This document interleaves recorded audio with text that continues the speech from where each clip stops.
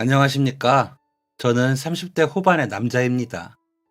약간 민망한 이야기인데, 제 곁에는 저를 너무 좋아해서 죽고 못 사는 사람이 한 명 있습니다. 그건 제 아내도 아니고, 제 딸도 아닙니다. 제가 생각해도 웃길 정도로 저를 참 많이 좋아하고 따르는 사람이 있는데, 오늘 그 사람과의 추억을 꺼내보려고 합니다. 너무너무 싫었던 그 사람과 이토록 가까워지기까지 어떤 일이 있었나? 저도 다시 한번 되새겨 보려고요.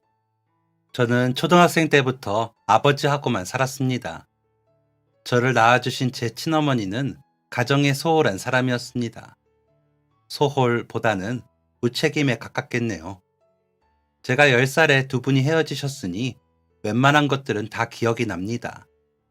저는 초등학생 때부터 한 번도 제대로 된 아침밥을 먹어본 적이 없었습니다. 매일 아침에는 시리얼이나 빵이나 사과를 먹었습니다.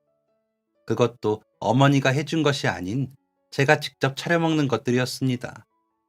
더 어렸을 때, 그러니까 유치원생일 때는 아침밥을 어머니가 곧잘 차려 주었습니다. 하지만 초등학생이 되고 나서는 초등학생식이나 되었으면 아침밥 정도는 알아서 차려 먹으라고 하셨습니다.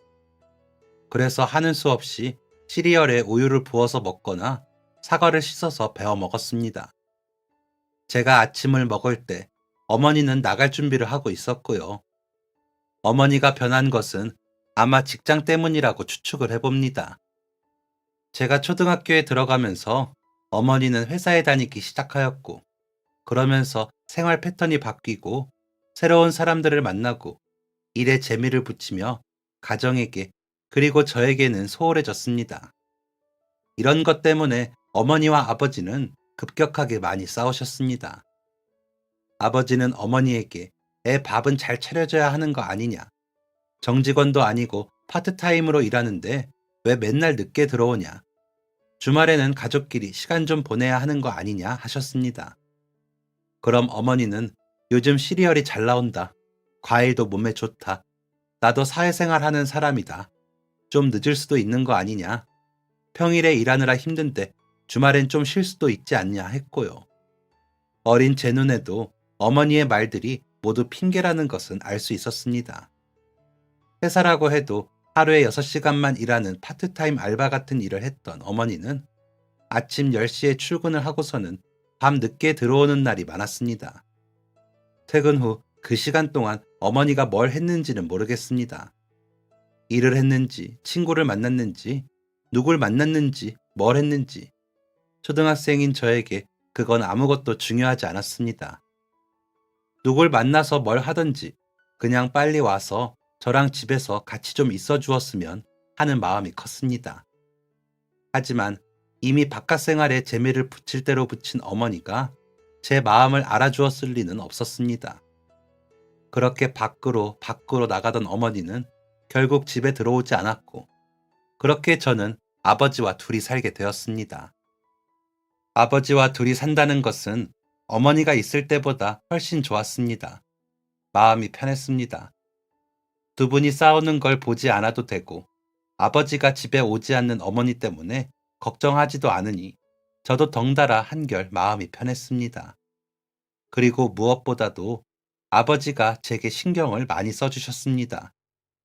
이전에도 어머니의 손길이 부족하니 아버지가 바쁘신 와중에도 저를 많이 챙겨주려고 노력하셨는데, 이혼을 하신 후부터는 더욱 저를 애틋하게 챙겨주셨습니다.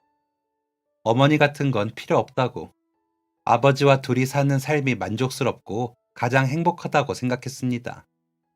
그리고 친어머니와의 기억이 썩 좋지 않은 탓이었는지 어머니라는 존재 자체에 약간의 반감이 있었습니다. 친구들이 어머니랑 데이트를 하러 간다고 하면 이해가 잘 되지 않았고, 어쩌다 친구 어머니라도 만나게 되면 너무 불편하고 어색했습니다. 그리고 가끔 TV에 나오는 드라마를 보면서 만약 아버지가 재혼을 하신다면 어떨까 상상을 해보기도 했는데, 상상만으로도 온몸에 소름이 쫙 끼쳤습니다. 그런데 그렇게 소름 끼치던 일이 정말로 벌어지고 말았습니다. 10살 때부터 17살 때까지 그 긴 시간 동안 아버지는 한 번도 여자친구가 없으셨습니다. 아니, 저한테 말씀을 안 하셨던 건지 뭔지 모르겠지만 적어도 저한테 여자친구가 생기셨다고 하거나 소개를 하셨던 적이 없습니다. 그리고 만약 재혼을 하면 어떨 것 같냐는 질문도 하지 않으셨습니다. 의심스럽게 말을 빙빙 돌리며 누굴 만나러 간다고 하셨던 적도 없고 그런 티도 내신 적이 없습니다. 그랬는데 제가 17살 때 그런 의심스러운 행동들이 보이는 겁니다. 고등학생쯤 되었으니 아버지에게 뭔가 변화가 생겼다는 것을 알아챌 수 있었습니다. 그래도 애써 모른 척 했습니다. 괜히 제가 개입을 했다가 만나자고 하면 어쩌나 걱정이 되기도 했고, 아버지가 사귀는 분과 그리 깊은 사이가 아닐 수도 있을 테니까요. 그런데 그렇게 의심스러운 행동이 보이던 어느 날이었습니다. 저녁 식사 도중에 갑자기 아버지가 머뭇거리시면서 말씀을 시작하셨습니다. 도훈아, 아빠가 할 말이 있는데 너무 놀라지 말고 들어. 사실 아빠가 여자친구가 생겼거든. 정말 좋은 사람이라 아빠는 그 사람이랑 한번 잘 살아보고 싶어서. 그런데 물론 네가 싫다고 하면 재혼은 안 할게. 그래도 한 번만 만나봐 줄 수 있겠니? 입술끼리 찰싹 달라붙은 것처럼 아무 말도 나오지 않았습니다. 아버지에게 여자친구가 생겼다는 것은 예상을 했지만 재혼을 하고 싶으실 정도로 깊은 마음이라니 그건 예상을 못했거든요. 그리고 한번 만나보라니 생각만 해도 낯간지럽고 어색했습니다. 하지만 아버지의 진심 어린 눈빛을 모른 척할 수는 없었습니다. 저는 대답 대신 고개를 끄덕였습니다. 그리고 그 주 주말 저는 제 새어머니가 될 그 아주머니를 만나러 나갔습니다. 레스토랑에 아버지와 나란히 앉았습니다.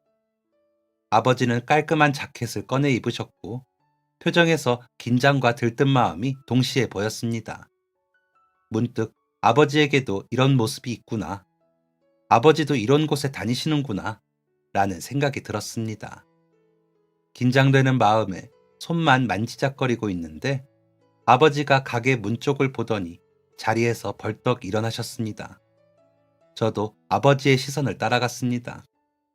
그런데 아주머니만 만나는 줄 알고 있었는데 존재조차 몰랐던 웬 조그만한 남자애가 깡충깡충 뛰면서 가게로 들어오고 있었습니다. 왜 그걸 생각 못했을까요? 아버지에게 제가 있듯이 그 아주머니에게도 자녀가 있을 거란 생각은 꿈에도 몰랐습니다. 저는 불편한 어머니라는 존재와 함께 단 한 번도 상상해 본 적 없는 동생이라는 존재도 함께 생길 처지에 놓이게 되었습니다. 그 조그만 녀석은 아직 초등학교도 안 들어간 유치원생이라고 했습니다. 자리가 너무 불편해서 저는 깨작깨작거리고 있는데 이 녀석은 자기 집에서 밥 먹는 것 마냥 아주 편안해 보였습니다. 엄마, 나 브로콜리 안 먹을래. 아저씨 드릴까요? 아저씨, 브로콜리 좋아해요? 그럼 버섯도 좋아해요? 콩도 먹어요? 형, 형은 콩 먹어? 나는 작은 콩 한번 먹어봤는데 형은 밥에 들어있는 큰 콩 먹어? 쉴 새 없이 제잘거리는 탓에 머리가 다 어지러울 지경이었습니다. 꼬맹이는 떠들기도 엄청 떠들고 어찌나 산만한지 포크도 한번 떨어뜨리고 방울토마토도 떨어뜨리고 파스타를 턱에 다 묻히고 아주 난리도 아니었습니다. 그런데 저는 이토록 그 꼬맹이의 정체가 혼란스럽기만 한데 아버지와 아주머니는 그저 웃기만 하셨습니다. 아주 귀여워 죽겠다는 듯이 말이죠. 우리 도훈이도 이럴 때가 있었는데 그때 진짜 귀여웠는데 언제 이렇게 컸는지 몰라요. 아버지 딴에는 과거의 그 시절이 아련하고 애틋해서 그러셨겠지만 저는 왠지 그 꼬맹이랑 비교당하는 것 같아서 기분이 썩 좋지 않았습니다. 그러면서 속으로 나는 저렇게 칠칠 맞지 않았을 거라고 생각만 할 뿐이었습니다. 저 혼자 불편한 식사 자리가 끝나고 저희는 각자 집으로 흩어졌습니다. 아버지는 집에 가는 내내 계속 그 꼬맹이 얘기만 하셨습니다. 귀엽지 않냐? 꼭 너 어릴 때를 보는 것 같더라. 말도 참 잘한다. 똑 부러지는 것이 너랑 똑같다. 아랫니가 하나 빠졌는데 그게 참 귀엽더라 등등. 그때는 정말 아버지 자식은 난데 왜 자꾸 남의 자식 얘기만 하는 건지 정말 서운했습니다. 단단히 삐진 저는 집 가는 내내 입을 꼭 다물었습니다. 잠깐이었지만 아주머니는 분명 좋으신 분 같았습니다. 말투도 상냥하시고 아버지를 존중하는 것도 보이고 꼬맹이한테도 다정하셨거든요. 하지만 저는 받아들일 준비가 되지 않았습니다. 무엇보다도 그 꼬맹이는 절대 제 가족이 될 수 없다고 생각했습니다. 저는 쉽게 마음을 열지 않았고 아버지도 쉽게 포기하지 않으셨습니다. 그만큼 그 아주머니를 사랑하셨으니까 그러셨겠죠. 그리고 또 제가 딱 잘라서 싫다고 한 게 아니었으니까 가능성을 보고 계속 노력을 하셨을 겁니다. 그런데 저는 아버지와 아주머니와 꼬맹이와 식사도 몇 번 하고 공원에도 놀러 가고 집에서도 놀고 했습니다. 항상 저만 어색하고 불편하고 나머지 세 사람은 참 행복해 보이는 만남이었죠. 그런 만남을 4달쯤 했을까요? 아버지가 오랜만에 고기를 먹자면서 집 근처 삼겹살집으로 저를 데려가셨습니다. 제가 그 집 삼겹살을 좋아해서 아버지가 종종 저를 데려가시는 곳이었죠.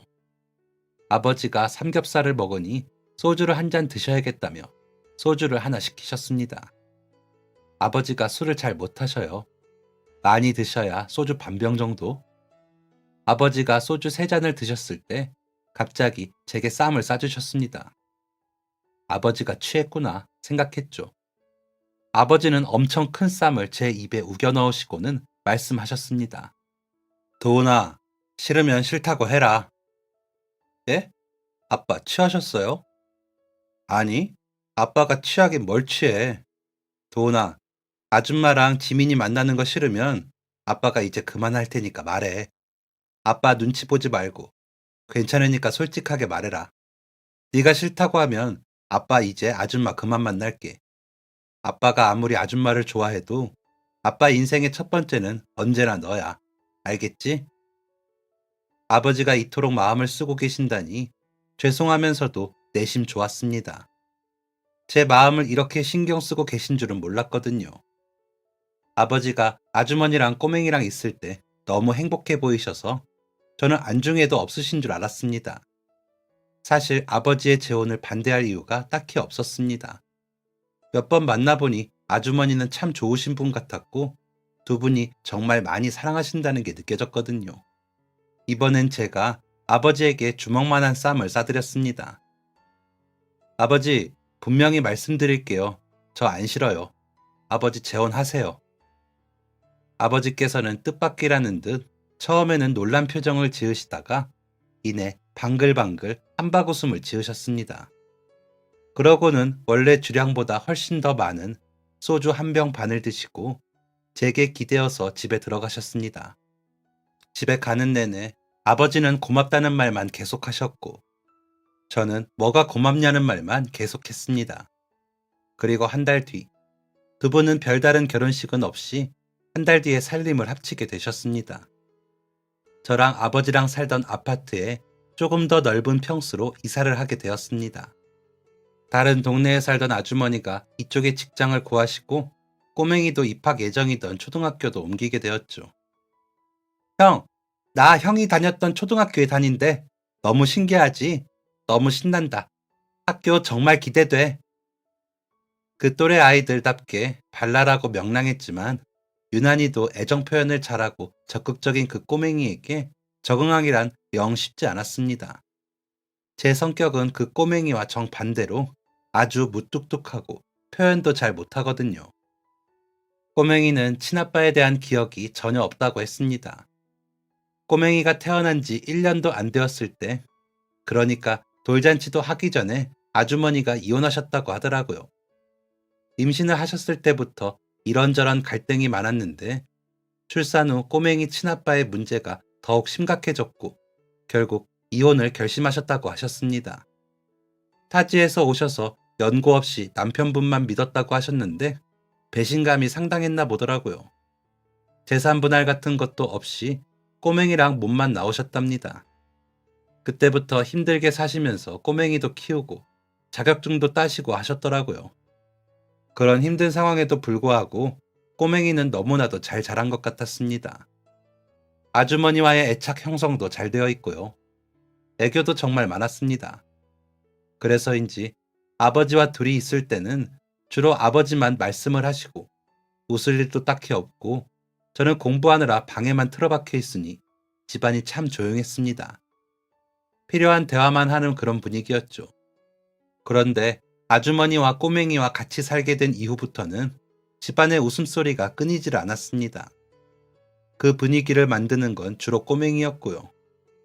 꼬맹이가 노래 부르며 춤을 추기 시작하면 아버지와 아주머니는 박수를 치고 깔깔깔 웃으셨습니다. 사진으로 그 꼬맹이의 모습을 남기기 바쁘셨고 단 한순간도 꼬맹이의 모습을 놓칠 수 없다는 듯이 눈을 떼지 않으셨습니다. 솔직히 서운했습니다. 같은 집에 있었지만 그 세 사람의 자리와 제 자리가 정해져 있는 기분이었습니다. 그리고 그 자리가 분명하게 나뉘어져 있는 것 같았습니다. 제 자리는 제 방의 책상 앞 의자, 그 세 사람의 자리는 그 외 모든 곳. 이 집에서 저는 소외된 기분이었습니다. 저 없이도 세 사람은 즐거워 보였고 혹시 제가 없어야 더 즐겁지 않을까 생각한 적도 있었습니다. 그리고 그 서운한 마음은 자연스레 화살이 되어 꼬맹이를 향하게 되었습니다. 꼬맹이가 이 모든 것의 원인이라고 생각되었습니다. 내 하나밖에 없는 가족인 아버지를 빼앗아 간 것도 그 꼬맹이 같았고 나를 집에서 소외시킨 것도 꼬맹이 같았습니다. 그렇게 꼬맹이를 미워하는 감정이 싹을 피웠습니다. 그 미움과 질투의 감정은 꼬맹이가 초등학교에 들어가면서 더욱 심해졌습니다. 학교 생활이 처음인 꼬맹이에게 아버지와 아주머니는 관심을 많이 쏟으셨습니다. 학교는 어떠냐? 선생님은 어떠냐? 친구들은 어떠냐? 공부는 어렵지 않냐? 점심밥은 맛있냐? 운동화가 필요하겠다. 숙제를 도와주겠다. 학원에 다니고 싶지는 않냐 등등 모든 것이 꼬맹이 위주로 돌아갔습니다. 고등학생인 제가 대체 부모님의 관심이 뭐가 필요하겠냐마는 그래도 뭔가 서운하고 토라진 마음은 어쩔 수 없었습니다. 이런 제 마음을 아는지 모르는지 꼬맹이는 마냥 저를 좋아하고 제게 애정 표현을 하기 바빴습니다. 형, 내가 학교에서 봤는데 축구 잘하는 형들이 많더라. 형도 축구 잘했어? 나는 줄넘기 20개 안 쉬고 할 수 있는데 형도 할 수 있어? 나는 한 발 뛰고 해봤다. 형, 나 오늘 받아쓰기 시험 봤는데 이거 왜 틀린 거야? 나는 받아쓰기가 정말 어려워. 옆에서 조잘조잘 떠드는 꼬맹이의 모습이 전혀 귀엽다고 생각되지 않았습니다. 오히려 이 조그만한 녀석이 나를 약올리는 것 아닐까 하는 이상한 마음이 들었습니다. 내가 집에서 소외되었다는 것을 알아채고 옆에 와서 살살 심기를 건드리는 그런 영악한 아이인 건가 하는 말도 안 되는 생각도 해보았고요. 그래서 저는 안 그래도 무뚝뚝한 성격인데도 더욱 꼬맹이한테는 무뚝뚝하게 대했습니다. 무뚝뚝하게 대하지 말라고 해도 좋은 마음이 안 생기니 그럴 수밖에 없었을 겁니다. 저는 이미 아버지, 아주머니, 꼬맹이에게 단단히 삐쳐 있었으니까요. 뭐, 너 저리 가서 놀아. 나 공부할 거야. 그럼 꼬맹이는 입술을 삐쭉 내밀고 제 방에서 나갔습니다. 가끔은 속상했는지 아주머니에게 말하기도 하더라고요. 그럼 아주머니는 형은 공부를 많이 해야 해서 바쁘다고 꼬맹이를 이해시켜 주셨습니다. 그런데도 까마귀 고기를 먹은 건지 꼬맹이는 유난히도 제게 달라붙었습니다. 공부하다가 잠깐 화장실이라도 가려고 하면 쪼르르 와서 조잘대기 바빴죠. 그럴수록 저는 더욱 매몰차게 꼬맹이를 밀어냈습니다. 아버지와 아주머니에 대한 서운함과 꼬맹이에 대한 질투심은 제가 고등학교를 졸업할 때까지도 계속되었습니다. 그런데 이런 서운한 마음 때문에 방에만 틀어박혀서 공부만 했던 덕분인지 저는 고등학교 2학년 때부터 성적이 많이 향상되었고 제가 목표로 세운 대학교보다 훨씬 더 좋은 대학교에 갈 수 있었습니다. 그런데 집에서는 조금 멀리 떨어진 곳이라 학교 기숙사에 들어가야 했죠. 시원하기도 하고 섭섭하기도 했습니다. 이제 소외된 기분을 안 느껴도 되겠다는 마음에 시원했고 제가 없는 집에서 세 사람이 더욱 돈독해지겠다 싶어서 서운했습니다. 어떻게 성인이 되어서까지 삐친 마음이 사라지지 않았는지 다시 생각해보면 참 부끄럽네요. 아무튼 저는 그렇게 대학교 기숙사에 들어가서 생활을 하게 됩니다. 그러던 어느 날이었습니다. 오전 수업이 없어서 학교 도서관에서 공부를 하고 있었습니다. 그때 갑자기 핸드폰이 울렸습니다. 도훈아, 지금 큰일 났다. 지민이가 없어졌어. 처음 들어보는 아버지의 다급한 목소리였습니다. 옆에서는 아주머니가 우는 소리도 들리는 것 같았습니다. 아침 대바람부터 이게 대체 무슨 일인가 싶어서 아버지께 자초지종을 여쭤봤습니다. 저한테 전화를 거시기 바로 전날, 꼬맹이의 소풍날이었답니다. 아주머니는 새벽부터 일어나셔서 열심히 김밥을 만드셨대요. 아주머니가 다른 요리들도 잘하시지만 김밥을 정말 잘 만드시거든요. 모양도 단정하니 참 예쁘고 맛도 좋고요. 꼬맹이는 소풍 가기 일주일 전부터 한참 들떠 있었답니다. 그리고 소풍 당일, 평소에는 맨날 아주머니가 깨워야 겨우 일어나던 꼬맹이가 스스로 일어났대요. 그만큼 소풍을 기대하고 있었나 보더라고요. 얼른 가게 도시락을 달라고 재촉하던 꼬맹이는 아주머니가 도시락통을 건네자마자 총알같이 밖으로 튀어나갔답니다. 그리고 아주머니는 집안일을 하시다가 오후에 치과 진료가 예약되어 있으셔서 병원에 가셨대요. 그런데 예약을 했는데도 대기 손님이 많았고 한참을 기다리고서야 진료를 보고 댁에 들어가셨다고 했습니다. 아주머니가 집에 들어갔을 때 아무도 없었대요. 시간을 보니 꼬맹이가 학교가 끝나고 학원에 있을 시간이었답니다.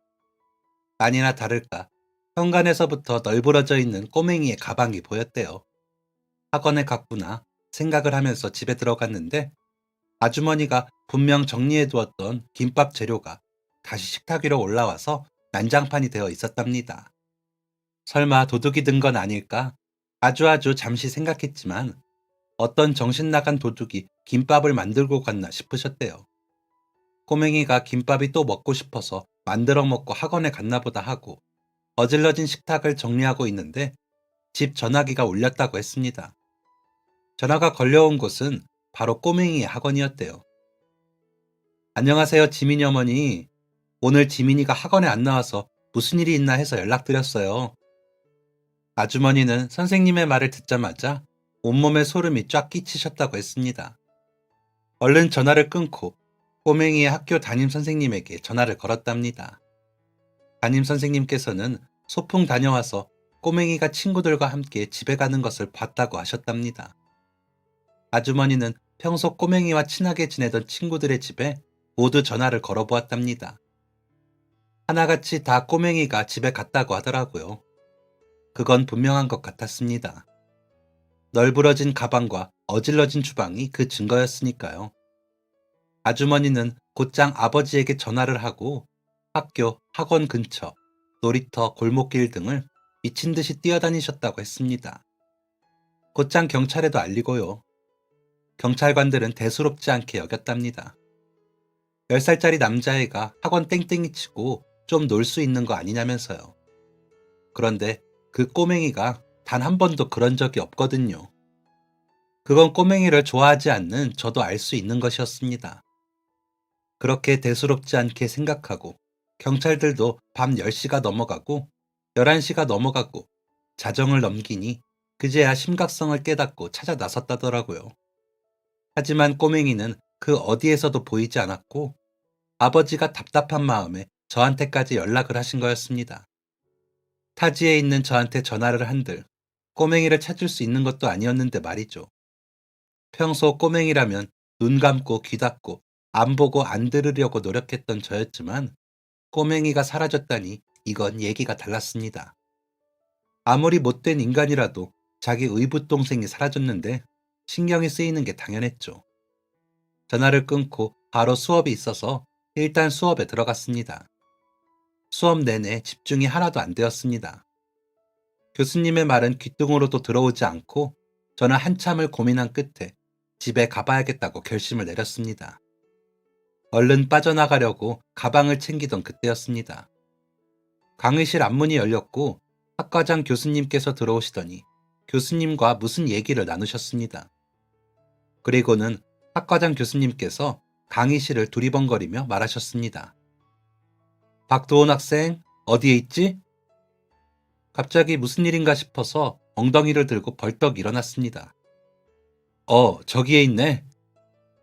학과장 교수님의 말씀이 끝나자마자 앞문에도 두 사람이 더 들어왔습니다. 바로 경찰관과 제 의붓 동생인 꼬맹이였습니다. 형! 얘가 지금 왜 여기 있는지도 모르겠고, 제가 왜 강의실 한복판에서 이 꼬맹이가 다리에 매달린 채 서 있는 건지도 모르겠고, 이게 대체 무슨 말도 안 되는 상황인지 도무지 이해가 되지 않았습니다. 저는 강의실에서 빠져나와서 경찰관분과 꼬맹이에게 자초지종을 설명들었습니다. 그러니까 꼬맹이는 전날 소풍에서 다녀온 뒤 집에 간 것이 맞았다고 했습니다. 집에 도착했는데 아주머니의 김밥이 너무 맛있어서 또 먹고 싶더래요. 냉장고를 뒤져서 아주머니가 쟁반에 모아둔 김밥 재료들을 다 꺼냈답니다. 밥솥에서 밥도 꺼내고요. 그러면서 열심히 김밥을 쌌대요. 꼬맹이는 6살 때인가 유치원에서 꼬마 김밥을 만들어 본 것이 처음이자 마지막이라고 했습니다. 그러니 그렇게 싼 김밥이 얼마나 엉망이겠어요. 그런데도 재밌기도 하고 맛은 그런대로 괜찮아서 여러 개를 만들어 먹었답니다. 간식 겸 이른 저녁 식사 겸 해서 입안 가득 김밥을 먹고 있자니 제 생각이 났대요. 저도 아주머니 김밥을 참 좋아했거든요. 꼬맹이가 이 김밥을 저한테 가져다 주면 어떨까 생각을 했고, 어디서 본 건 있어서 은박지에 김밥을 돌돌 싸서 학원 가방에 쏙 넣어서 나왔답니다. 제 고향이랑 제가 다니는 대학교랑 완전 지역이 달라요. 고속버스를 타야 할 정도로요. 그런데 동생은 금방 다녀올 수 있을 줄 알고 겁도 없이 길을 나섰다고 했습니다. 버스 정류장에 가서 사람들한테 묻고 물어서 터미널을 찾았다더라고요. 터미널 안에서도 어떻게 혼자 티켓까지 끊고 버스를 탔답니다. 이 어린애가 혼자 터미널을 갈 수 있을지 누가 상상이나 했겠어요. 게다가 제 고향의 터미널은 사람이 많이 오가는 것에 비해서 일하시는 분들도 충분치 않고 그땐 체계적이지도 않아서 동생이 혼자 버스를 탈 수 있었나 봅니다. 그렇게 버스를 탄 동생은 제가 다니는 대학교가 있는 지역까지 왔다고 했습니다. 그런데 그 다음이 문제였습니다. 당최 제 학교가 어디인지 찾을 수가 없었던 거죠. 시간도 많이 늦었고요. 신난하기도 하고 무섭기도 했던 동생은 어색한 도시 속 그나마 모양새가 익숙한 놀이터로 숨어들었고 기다란 미끄럼틀 속에 들어가서 몸을 웅크리고 생각에 잠겼답니다. 그런데 눈을 떠보니까 아침이었다는 겁니다. 아이고야, 어떻게 이렇게 엉뚱한 녀석이 있을 수 있죠? 어떻게 10살짜리 애가 놀이터에서 혼자 잠을 잘 수 있냐는 겁니다. 겁이 많아서 그런 건지, 겁이 없어서 그런 건지, 진짜 알 수가 없네요. 바깥이 너무 환하고 새들이 짹짹 날아다녀서 깜짝 놀라서 꼬맹이는 눈을 떴다고 했습니다. 지금 꿈을 꾸나 싶었대요. 놀이터에서 나와 다시 길을 걷던 꼬맹이는 경찰서를 발견했고 이대로 돌아다니다가는 제 학교를 절대 못 찾을 것 같아서 얼른 경찰서로 들어갔답니다. 가서 경찰관분들에게 형을 만나러 왔는데 학교를 못 찾겠다 말했고 경찰관분들이 도움을 주셔서 제가 있는 학교까지 동생을 데리고 와주신 거였습니다. 얘기를 마친 동생은 눈가에 눈물을 닦으면서 제게 은박지에 감싸진 김밥을 내밀었습니다. 김밥은 정말 엉망진창이었습니다. 어디서 본 건 있어서 물을 잔뜩 묻힌 건지 찐득한 밥은 김 안에 가득했고 햄이 2개, 단무지가 2개, 시금치 조금이 들어있는 요상한 김밥이었습니다. 그마저도 제대로 말려있지 않아서 옆구리가 다 터져 있었고요. 게다가 더운 날씨에 오랫동안 밖에서 김밥을 들고 다녀서 그런지 시금치 때문에 그런지 김밥이 다 상해 있었습니다. 형도 엄마 김밥 좋아하니까. 험난했던 여정에 잔뜩 겁을 먹은 꼬맹이가 우물쭈물하며 얘기를 했습니다. 그 상황이 너무 당혹스러웠습니다. 제가 그렇게 티를 냈으니 이 꼬맹이도 제가 자신을 싫어한다는 것을 분명 알 텐데, 알면서도 저를 위해서 손수 김밥을 싸서 제가 있는 곳까지 올 생각을 하다니. 왜 이렇게까지 나를 좋아하나 궁금하면서도 나를 이렇게 좋아하는 꼬맹이한테 지금까지 무슨 짓을 한 건가 싶어서 너무 미안하고 제 자신이 멍청하게 느껴졌습니다. 저는 꼬맹이가 싸온 김밥을 그 자리에서 우걱우걱 먹었습니다. 다 쉬어서 맛도 없고 혹시 먹고서 배탈이 날지도 몰랐지만 그냥 먹었습니다. 그게 저를 위해 여기까지 온 꼬맹이에게 할 수 있는 배려라고 생각이 되었습니다.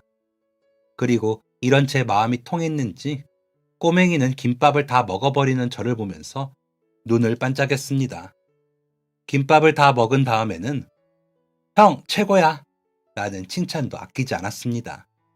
웃음이 나더라고요. 민망하기도 하고 귀엽기도 한 복잡한 마음이었지만 더 이상 이 꼬맹이에 대한 미움과 질투는 없었습니다. 저는 꼬맹이를 데리고 고향으로 갔습니다. 고속버스에 타기 전 편의점에 들러서 과자를 한가득 샀습니다. 꼬맹이는 집에 가는 내내 세상에서 가장 행복한 표정으로 과자를 먹었습니다. 버스를 내리니 아버지와 아주머니가 저희를 기다리고 계셨습니다. 꼬맹이가 버스에서 내리자마자 아주머니가 달려오셨습니다. 지민아! 아주머니는 눈물을 뚝뚝 흘리시면서 꼬맹이를 안아주셨습니다. 큰일이라도 난 줄 알았다. 다친 곳은 없냐? 밥은 먹었냐? 등등 꼬맹이가 숨도 못 쉬게 꽉 안아주시고는 걱정 가득한 말들을 내뱉으셨습니다. 멀뚱멀뚱 그 모습을 보고 있는데 아주머니가 갑자기 제 쪽으로 오시더니 이번에는 갑자기 저를 꼭 안아주셨습니다. 고맙다, 도훈아. 정말 고마워. 예? 제가 딱히 한 건 없는데요, 아주머니. 고마워. 정말 고마워, 우리 아들. 듬직한 큰아들이 있어서 정말 든든하다. 순간 머릿속이 멍해졌습니다. 저 사실 그동안 계속 아주머니에게 아주머니라는 호칭을 썼거든요. 꼬맹이는 저희 아버지에게 아빠라고 부르는데도 불구하고 저는 아주머니에게 엄마라고 부르지 못했습니다. 그게 참 어렵더라고요. 말도 잘 안 나오고 낯간지럽다고 생각했습니다. 그런데 아주머니와 아버지, 그 누구도 저에게 그것을 강요하지 않았습니다. 제가 뭐라고 부르던지 말던지 신경도 안 쓰셨죠. 저한테 부담 주기 싫어서 그러셨다는 것을 그때는 알지 못했습니다. 그냥 별로 상관없어서 신경 안 쓰시나 보다 생각하고 계속 아주머니라고 불렀습니다. 아주머니는 제 부름에 아랑곳하지 않고 언제나 저를 잘 챙겨주셨습니다.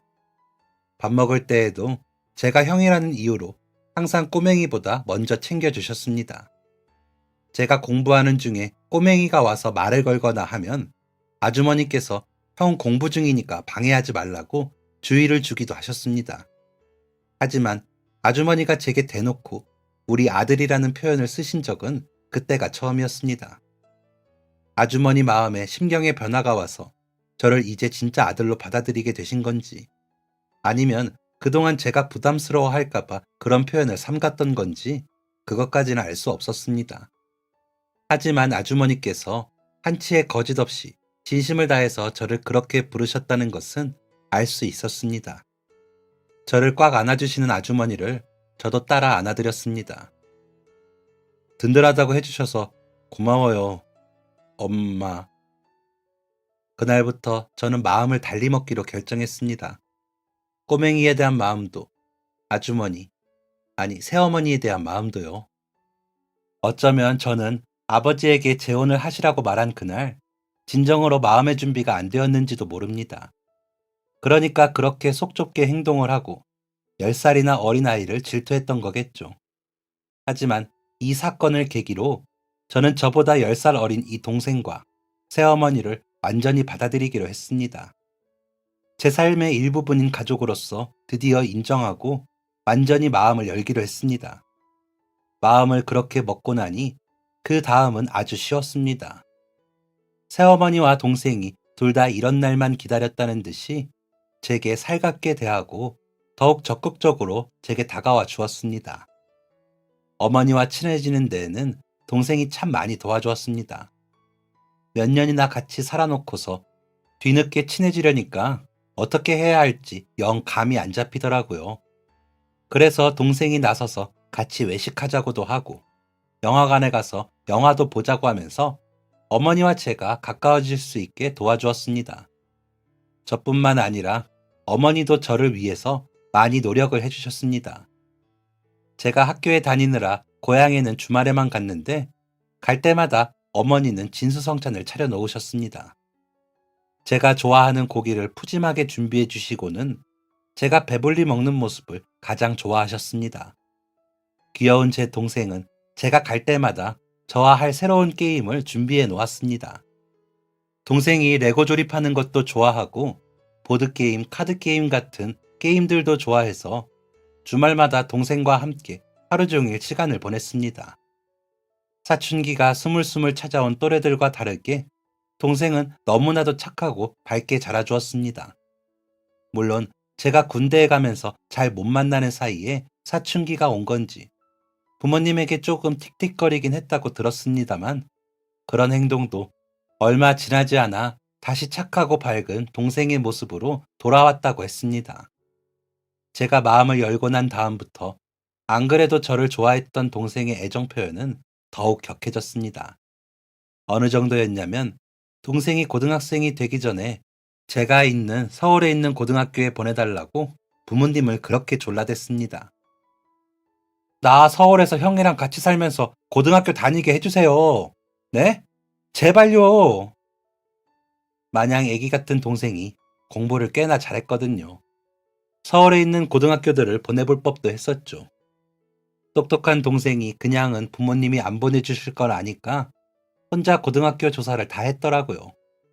고등학교별 수준과 중요하게 교육하는 부분이나 학부모들 평이나 어떤 대학교에 많이 가는지까지요. 이 정도로 열정적으로 저랑 붙어 있겠다고 하니 부모님도 더는 말리실 수가 없었습니다. 결국 동생 뜻대로 되었죠. 저는 그때 막 졸업하고 취업했을 때였는데 작은 오피스텔에서 살고 있었습니다. 혼자 살기에 조금 넉넉한 정도였는데 이제는 건장해진 동생이 들어오니 집이 꽉 찼죠. 처음엔 주말마다 보는데 뭐하러 서울까지 따라왔냐고 투덜거렸지만 곧 동생과의 생활이 적응되었습니다. 주말 아침엔 옥신각신하면서 설거지를 미루는 것도 재밌었고 심심할 때마다 게임을 하는 것도 재밌었고 열심히 공부를 하고 있는 동생을 보면 뿌듯하기도 했습니다. 그렇게 동생은 고등학교까지 졸업을 했고 동생이 대학교에 가던 해에 제가 결혼을 하게 되었습니다. 둘이 살던 오피스텔은 정리를 하고 동생은 기숙사에 들어가게 되었고 저는 신혼생활을 시작했죠. 그러면서 좋은 기회가 생겨서 회사도 이직을 했습니다. 원래 다니던 회사도 제가 대학생 때부터 가고 싶었던 좋은 곳이었는데 좀 더 괜찮은 조건으로 이직 제안이 와서 옮기게 되었죠.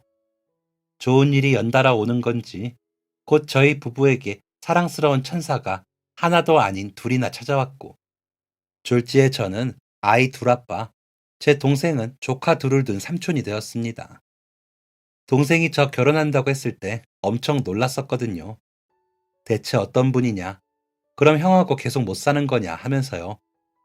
티는 안 냈지만 저랑 더 이상 같이 못 산다는 것에 서운했던 것 같더라고요. 혹시 조카들이 태어나고 자기와 잘 못 놀아준다고 서운해하면 어쩌나 걱정했는데 이게 웬걸? 동생이 조카들을 끔찍하게도 예뻐했습니다. 일주일에 한 번 정도는 꼭 저희 집에 놀러와서 조카들하고 놀다 갑니다. 세상에 어떻게 이렇게 예쁜 아기들이 있을 수 있냐면서 자기는 복받은 삼촌이라고 정말 좋아합니다. 돈도 없는 대학생이 조카들 장난감이며 인형이며 엄청 사주고 쬐깐한 양말 같은 것도 사다 나르더라고요.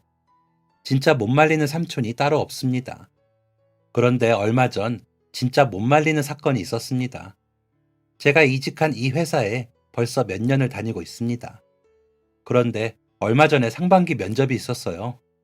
다른 회사들도 비슷하겠지만 저희 회사는 면접 진행할 때 회사 직원들이 진행요원으로 투입되거든요. 보통은 사원이나 대리급 사람들이 진행요원을 하죠. 그런데 제가 과장단 지 2년 차거든요. 면접 진행 요원으로 투입되지 않는 직급이죠. 그런데 부득이하게 이번에 출장 나간 직원들이 많기도 하고 저희 팀에 사람이 하나도 없어서 부장님 지시로 제가 진행 요원을 맡게 되었습니다. 어려운 일은 아니었지만 회사 이미지와 관련된 일이니 최대한 깔끔하게 차려입고 면접 보러 온 사람들 하나하나에게 친절하게 안내를 했습니다. 저는 면접장 바로 앞에서 5, 6명 정도의 인원을 최종 대기시키는 업무를 맡았죠. 최종 대기하던 인원이 면접장으로 들어가면 또 다음 5, 6명이 복도 끝 대기실에서 이쪽으로 넘어오는 시스템이었습니다. 그렇게 일을 하고 있는데 복도 끝에서 걸어오는 사람들 중 익숙한 모습이 보였습니다. 제가 잘못 봤나 싶어서 몇 번이고 눈을 감았다 떴다 하면서 자세히 보았습니다. 뚫어져라 걸어오는 모습을 보는데 제가 잘못 본 것이 아니었습니다. 면접 참가자 명찰을 가슴에 붙인 그 사람은 제 동생이 맞았던 겁니다. 깜짝 놀라서 순간 저도 모르게 동생의 이름을 부를 뻔했지만 혹시 다른 사람들이 부정행위를 의심할까봐 아는 체하고 싶은 것을 꼭 참았습니다. 동생도 저를 보고 씩 웃더니 아무것도 모른다는 표정으로 대기 의자에 앉더라고요. 그날 면접이 모두 끝난 뒤 저는 바로 동생한테 전화를 걸었습니다. 너 뭐야? 오늘 면접 본다는 곳이 우리 회사였어? 응, 나도 형 따라서 형 회사 들어가려고. 그럼 미리 말 좀 해주지. 형 오늘 면접 진행 요원 하는 거 너 알고 있었잖아. 서프라이즈. 예나 지금이나 유쾌한 모습은 여전하다 생각이 들면서 웃음이 났습니다. 그래서 제 동생은 면접에 붙었는지가 궁금하시죠? 당연히 붙었습니다. 그날 어찌나 면접을 잘 봤는지 회사 출근하기도 전부터 윗선에서 이름이 많이 오르내리더라고요. 모른 척 그 얘기를 듣고 있으면서 속으로 참 뿌듯했습니다. 그렇게 출근한 회사에서 저랑 사이좋게 잘 다니는 중이고 일 잘하는 형제라고 소문이 나기도 했죠. 이렇게 글을 적으면서 동생을 처음 만났을 때, 같이 살게 되었을 때를 오랜만에 다시 떠올리게 되었습니다. 지금 생각해보면 그때의 제가 참 어리석고 부끄럽기도 합니다. 왜 좀 더 빨리 동생과 어머니와 친해지지 못했는지 후회가 되기도 하고요. 그런데 제가 이런 말을 동생이랑 어머니에게 하면 항상 이렇게 대답을 하더라고요. 그런 시간들이 있었기에 지금 우리가 더욱 돈독하게 지낼 수 있는 거라고요. 마음을 열기에 오래 걸린 만큼 더 깊은 사이가 된 거라고요. 그럼 제가 동생에게 묻습니다. 너는 내가 그렇게 싫어했는데도 왜 나를 졸졸 쫓아다니고 귀찮게 했냐고 말이죠. 그럼 동생은 이렇게 말합니다. 나는 형이랑 친해질 줄 알았어. 제 동생 진짜 엉뚱하죠? 피 한 방울 섞이지 않은 엉뚱한 제 동생이지만 저희는 그 어떤 형제보다도 돈독하고 깊은 우애를 나눌 것입니다. 고사리 같은 손으로 다 쉬어버린 김밥을 싸들고 저를 찾아왔던 동생의 그 마음을 잊지 않으면서 말이죠. 지금까지 사연 들어주셔서 감사합니다. 사연이 재밌으셨다면 구독과 좋아요를 눌러주세요. 감사합니다. 안녕히 계세요.